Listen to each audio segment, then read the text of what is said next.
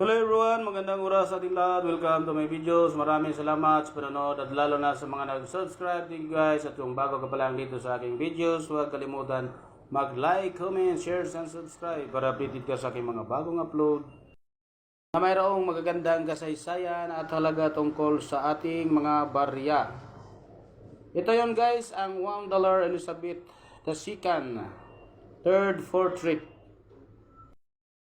na mayroong 5 kangaroos ay tinatawag na Move of Rose.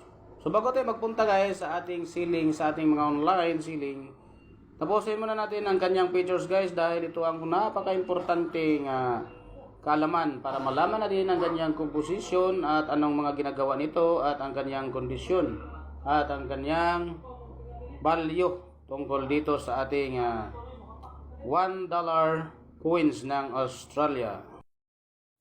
At meron itong taon guys na 1995. So ito ang kanyang features guys. Ang napaka-importanting features. Ang issue niya ay Australia, Queen Elizabeth II, 1952 hanggang 2002. Type Standard Circulation Coin. Year 1985 hanggang 1998. Value $1. Sa Pilipinas guys ay nagkakalagan ng 37 pesos. Currency $1 or $1966 ang kanyang date. Composition aluminum bronze. 92% ang kanyang copper, 6% ang aluminum at 2% ang kanyang nickel. Tumitimbang ito guys ng 9 grams. May diameter na 25 mm. Ang shape is round. Technique is mild. Orientation middle alignment. Number A number 2159. Reference number KM number 84. At ang kanyang serial number ay 71. At ito naman ang kanyang obverse guys, ang third portrait of Queen Elizabeth II, facing right, wearing the King of George IV stick diadem. Script Latin lettering Elizabeth II and Australia 1995 RDM. So ang engravers or designers si Rafael David Maclough. At ito naman ang kanyang reverse guys, may Move of Rose, 5 kangaroos or 5 kangaroos and denomination $1. Script Latin lettering $1.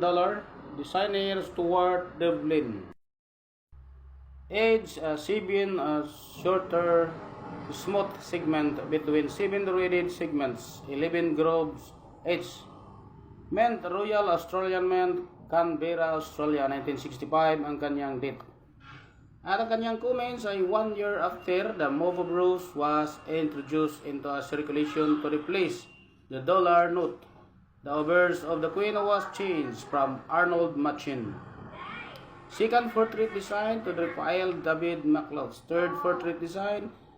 This obverse was in use on the Moore or MOR coin from 1985 until 1998.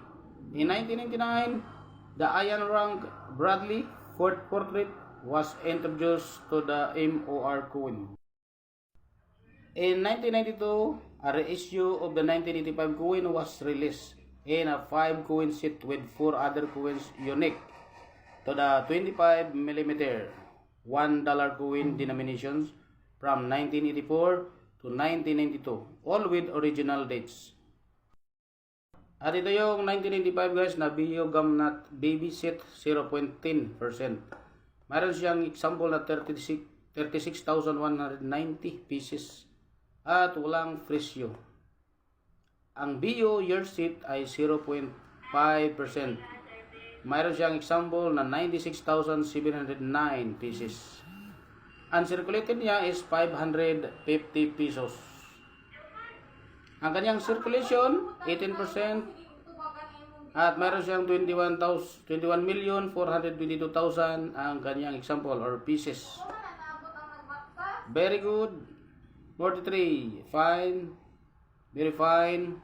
43. Extra fine ay 54. At ang kanyang prop coins guys, deficit 0.5%. Meron siyang 6,704 examples at walang presyo. Ang prop year seat may 0.6% at 48,537 ang kanyang presyo at ang kanyang mintage at walang price. Dito tayo guys sa kanyang online selling eBay platform natin guys. Naka-display to guys ng $8,000 at mayroong taon na 1984 at about uncirculated ang kanyang kondisyon. So sa Pilipinas guys ay sumabot ito ng 444,640 pesos. So kung meron kayong mga ganitong coins guys ay tulad dito ay pwede rin kayong mag-display doon sa ating online selling sa eBay, Lazada, or sa Philippines Carousel. So yun guys, ang ating mga nakuhang mga impormasyon sa ating $1 5 kangaroos sa anomista.com at sa ating online selling sa eBay platform. Thank you everyone. God bless everyone.